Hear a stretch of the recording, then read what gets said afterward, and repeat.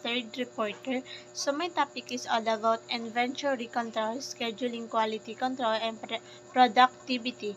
So the first is inventory control.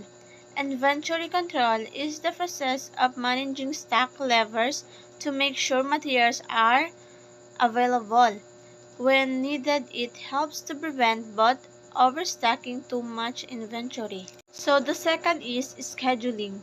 So scheduling is the planning of work timelines.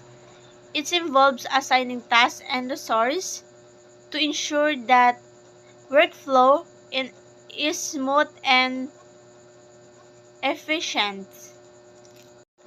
So, the next is quality control. So, dito sa quality control, kumbaga, pag-maintain ng product and standards.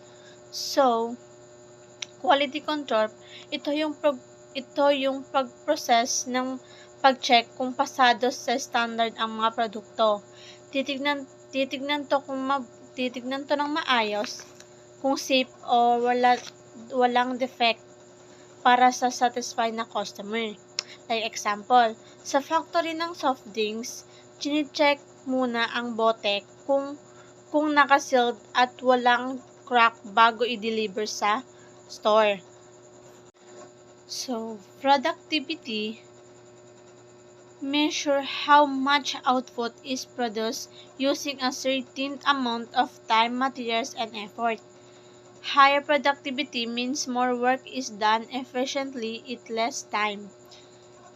Like example, if a team used to make only 50 cupcakes is 1 hour, but now they can make 80 cupcakes in the same amount of time, their productivity has increased.